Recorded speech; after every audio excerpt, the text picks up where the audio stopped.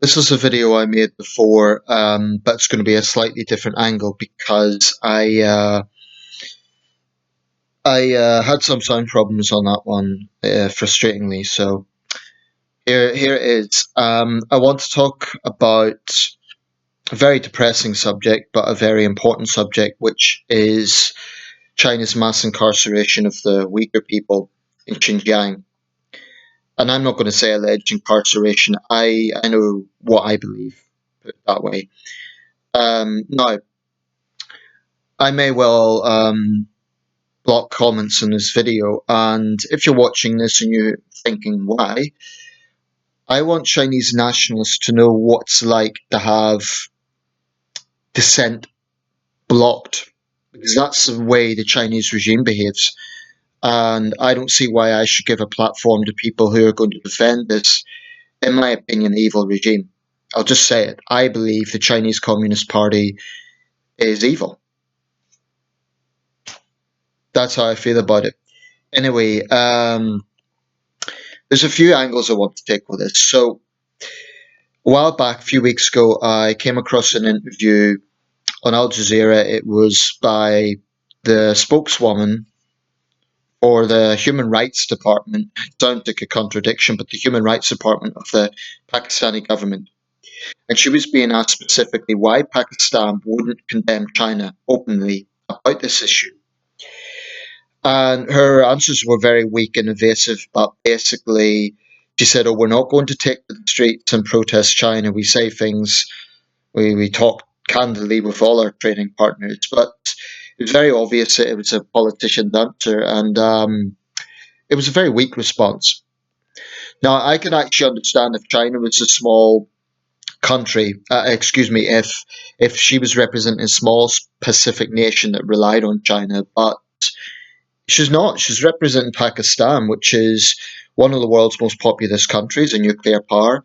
May not have the power of China, but still a significant world player. So I don't accept that it's kind of, oh, Pakistan can't do anything. I think it can. I think it's just choosing not to. Under Imran Khan, it's choosing to be an appeaser. Shamefully. I remember earlier in the year when those 25 countries, many Islamic countries among them, made that grotesque defense of the Chinese regime, not only downplaying and outright denying what China is doing, but openly serving as apologists for China. 25 countries, I believe it was about 25, they had this joint statement condoning China and saying they were not persecuting the Uyghur minorities, going along with Chinese propaganda that these are so-called vocational training grounds and people graduate from them. Most recently, well, on that issue about this Pakistani spokeswoman, of course, then she got into, well, what about, why don't you ask me about Islamophobia in Europe and the persecution of Muslims in Europe? Which is grotesque because there's no comparison. What she cited as an example of that was France's headscarf ban. But the most that will happen to Muslim women in France is they'll get a fine. That's it. It's not comparable at all to what China is doing to the Uyghurs or the sort of level of persecution you see, for that matter, in Islamic majority countries to minorities. So, whilst you might find examples of prejudice in Europe, you might find examples even of hate crimes against Muslims, which is wrong. There is no state level persecution. I robustly would challenge that because Muslims can freely worship in France, they can freely worship in Britain, they can freely worship in Germany and the Netherlands and other European countries. So it's a grotesque analogy. And, sticking to the issue of Islamic countries and minorities, she has absolutely no right to be pointing fingers at the West when her country continues to persecute minorities in a most grotesque way. The experience of Ajib is testament to that. I mean, I'm talking here about, I'm not overly surprised that Pakistan isn't really caring about human rights because its own record is pretty appalling. So, Pakistan and China, it's like, one is an Islamic fundamentalist society. Yes, I know it's a complex society. Yes, I know there is a liberal minority, but unfortunately, it is a minority in cities like Karachi and Lahore. But it is still a very, very religious country. I don't think anyone can rationally dispute that. Um, and wherever you have Islamic theocracy, you have human rights abuses. So it doesn't surprise me that Pakistan is not putting human rights as a priority. But what is interesting is it kind of blows a big hole in the so-called Ummah. This idea of Muslim countries defending Muslims worldwide blows a massive hole in that, because when it comes to little Israel, you'll get protesters. I'm not just talking about governments here. You'll get protesters in Jakarta, and Kuala Lumpur, and Dhaka, and Karachi, burning the Israeli flag. But when it comes to what China is doing, turn a blind eye. It's despicable. I mean, where is the international outrage from Muslim countries against China? It's non existent. That sadly shows the power of money, the power of investment in this world. Indeed, our own weakness, when you look at the cowardice of most British universities in standing up to China and doing the right thing, again, Chinese investment is a factor there. And this can be seen in many quarters. The Arsenal football player, um, Mesut Özil, who is Turkish or of Turkish descent, has stuck his neck out by condemning China and its treatment of the Uyghurs. Arsenal has thrown him under the bus, and now he's a pariah in with the Chinese state propaganda. They've blocked him from the internet. They've cut off ties with Arsenal. Um, in fact, the headline in the Times: China erasing Özil from internet over fake news, as they put it. Fake news. How dare the Chinese regime talk about fake news? This is a regime that has been lying for 70 years. How dare they talk about fake news? They get the gold medal when it comes to fake news. And this whole thing, I mean, we're not only talking about the largest mass incarceration of a minority group, possibly since World War II, but we're talking about a regime that has only got worse under a president who, when he came in, some believe naively would be a reformer, myself included. Xi Jinping has turned out to be the exact opposite. And we've seen China's arrogance. We've seen the arrogant response of Beijing to any criticism, to dismiss it as fake news, to say that it's biased Western media. And yet they work overdrive to undermine Western democracies by pushing Chinese propaganda into our societies, into British universities, hell, into our channels. When you look at what CGTN is doing, I really do think that, for a long time the West has focused on Russia, and with valid reason. Putin's regime has been incredibly destructive, but what we are seeing here is a two-headed dragon, or a two-headed monster in the form of China and Russia. I believe both regimes pose a massive, massive existential threat to Western liberal democracy. And I still don't think the West has fully woken up to this. For a start, we have too many apologists in our own midst, Westerners, who with a straight face will defend these regimes. It sickens me that Ofcom will not take action. This is why I made such an issue out of that petition, and why I intend to contact Ofcom about this. Why they will not take action and simply strip the license of RT and CGTN. CGTN has aired forced confessions. RT pushes a Russian nationalist agenda. Neither deserve to have a platform in a democracy where they're misleading people, where they're serving against that democracy. But it sickens me the unfairness of the Chinese logic, whereby within China they have an iron grip on power, the Chinese Communist Party. They ruthlessly crush dissent. They don't allow different opinions. Then they have the arrogance and audacity to demand that their view be heard in Western countries. I say we need to give them a taste of their own medicine. And I say, if you're going to repress dissent at home, if you're going to incarcerate possibly millions of people, There's no exact figure on exactly how many are incarcerated, but the conservative figures put it at 1 million, could be as high as 2 or 3 million. If they're going to do that and they're going to make such barefaced lies about it, I saw some outright propaganda from CGTN recently, um, implying that Uyghur people have full freedom in China. It's just a barefaced lie. But let me come to that point actually. Uyghurs are Muslims, right?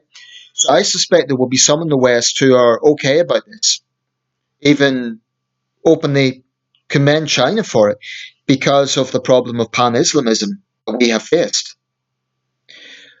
My counter to that would be if you actually look at the Uyghur people, they are not that religious, they're not that Islamist in their thinking. The women, for example, don't wear headscarves. They're not, ultra conservative Muslim fundamentalists. So what China is doing is collective punishment. Back in 2009, when there was ethnic clashes in Xinjiang, and there's a lot of controversy over exactly how that began, not for the first time, the Han majority has clashed with a minority. And I'm not saying there were innocent Han victims as well. I'm not going to pretend there weren't. I'm not going to say every Uyghur is innocent. That is not what I'm saying. The point is, China's response has been one of collective punishment to vilify the entire Uyghur minority as potential Islamist terrorists. That is a real persecution of Muslims in this world today, along with the Rohingya in Burma. Far, far, far worse than anything that is happening in the West. So when Muslim countries, Islamic majority countries, point fingers at the West whilst turning a blind eye to the appalling human rights abuses against the Uyghur people. I mean, some of the cases that are being testified to, and Uyghurs have spoken in the British Parliament about this, are horrifying. People whose elderly fathers and brothers and wives have been kidnapped, essentially, not heard from for months.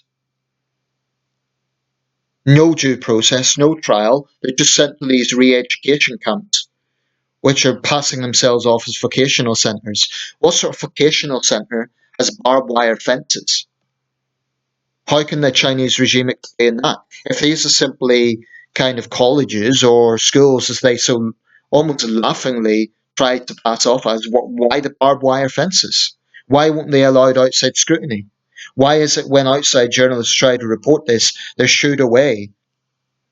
The truth is, we're dealing with a thuggish regime that doesn't give a damn about human rights. The only care that the Chinese Communist Party has is power. That is the only interest it has. Now, every government cares about power, but at least other governments at least make a pretense of having some notion of care. With the Chinese regime, it's just power is the only thing they care about, and that's always been the way. So if that means silencing an entire minority group, that's what they will do. So, in my opinion, the time has come when we really need to take radical steps when it comes to China.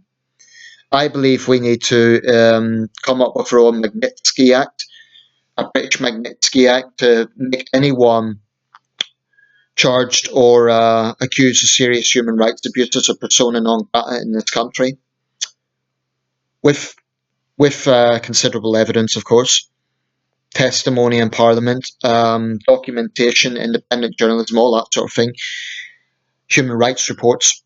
Anyone who is in that position should be made a persona non grata in this country, which would include a very large chunk of the Chinese Communist Party. Should absolutely have no state visits from Xi Jinping for the foreseeable future. And I think the time has come where we need to seriously consider maybe expelling the Chinese ambassador.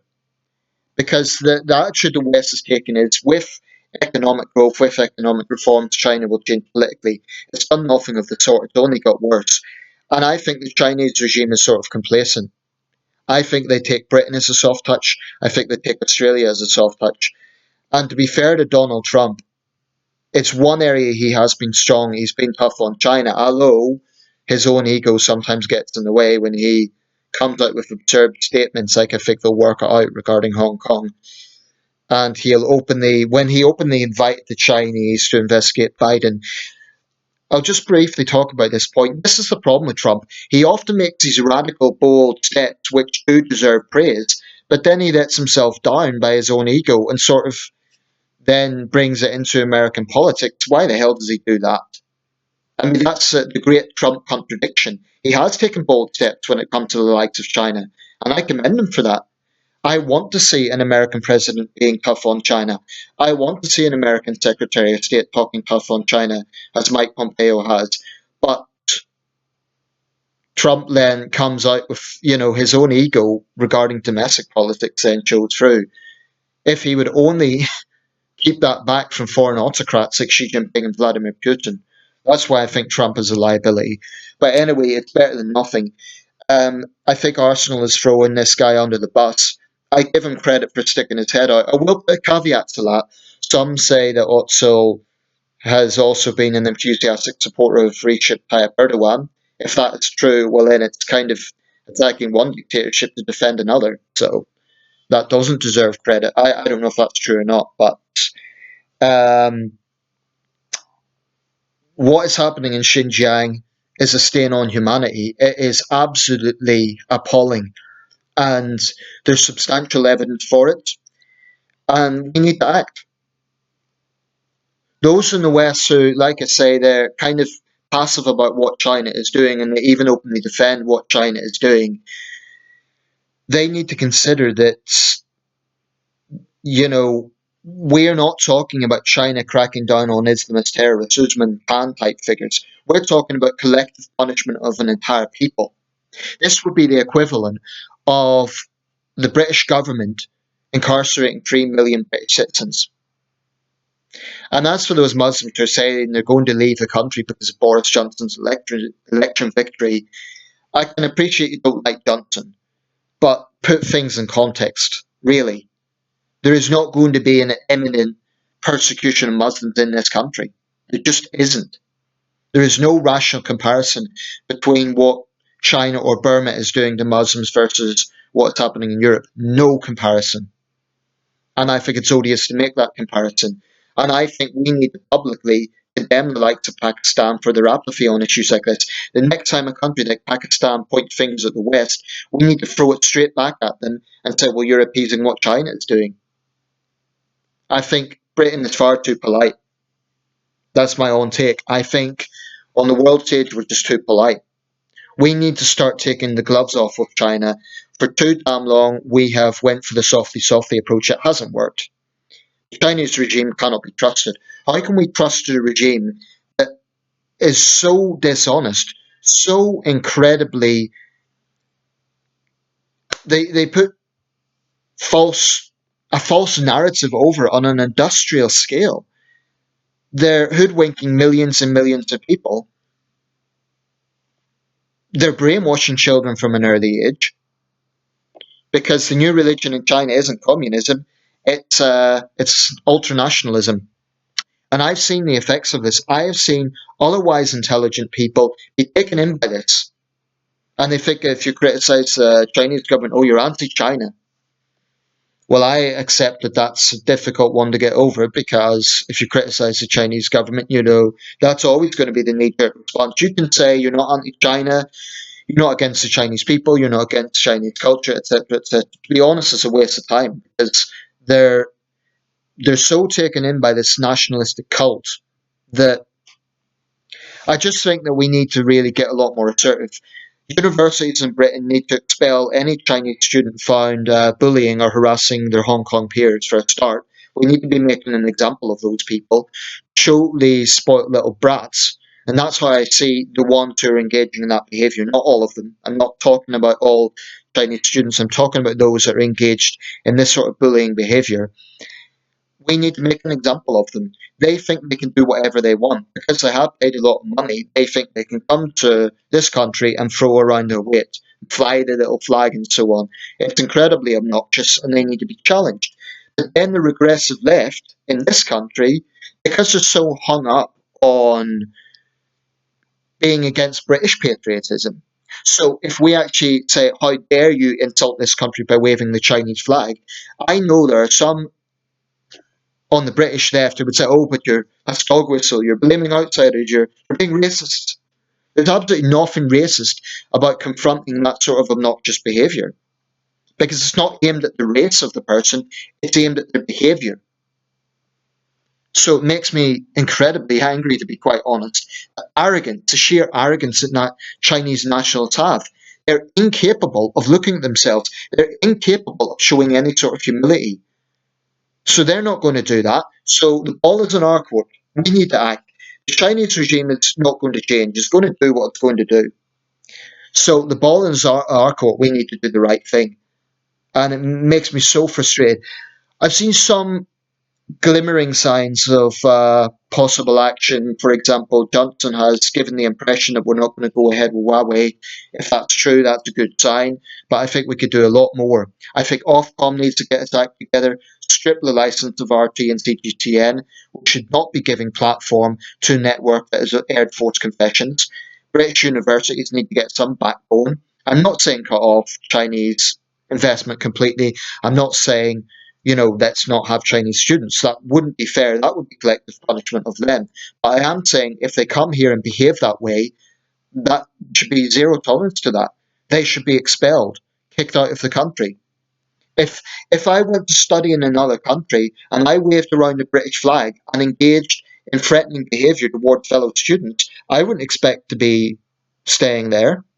So why the hell should we be tolerant of that? Makes me very angry.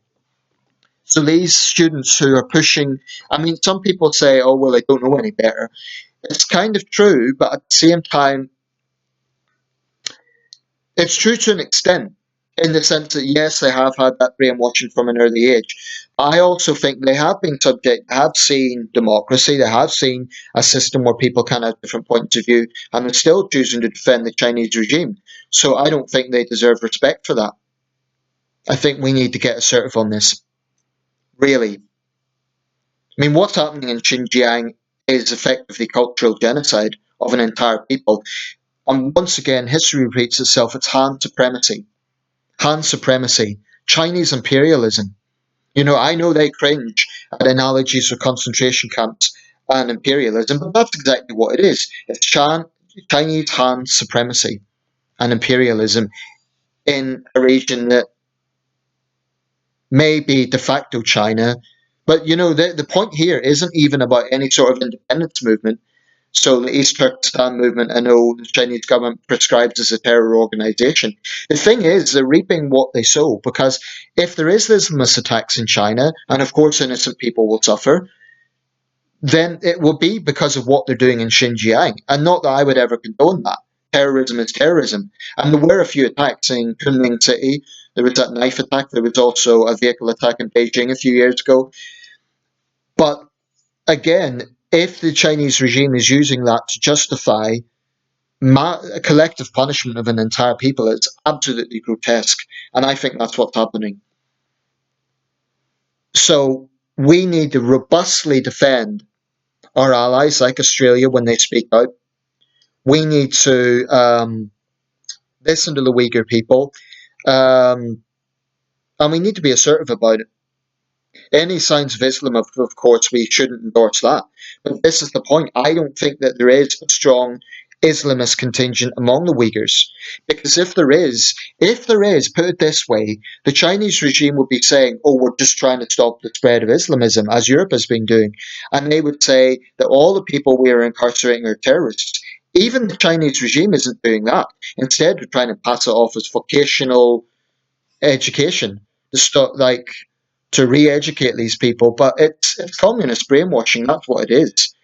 I mean, everything that's been happening in Hong Kong, bad as it is, what's happening in Xinjiang is 10 times worse, and it is absolutely horrible, incredibly depressing. That is why any government that, at least in some way, cares about human rights, cares about values, needs to speak out on this, needs to do the right thing. Because history will record what the Chinese regime has done. They can lie to their own people. They can put the propaganda to their own people. What we should not do is tolerate Chinese propaganda outside China. It's a very powerful country. That does not mean we have to kowtow to it. It doesn't mean that we have to tolerate Chinese propaganda and lies in our land. That to me is absolutely unforgivable. And I'm furious with the weakness of certain British institutions, Ofcom, British universities, that won't get a backbone and just do the right thing. Huge respect to all those people who stick their neck out on this far more than I have. Um, it's just, it needs to change in terms of the direction of how we approach this. The bottom line is the Chinese regime cannot be trusted. They're very good liars, they're very professional liars, but they cannot be trusted.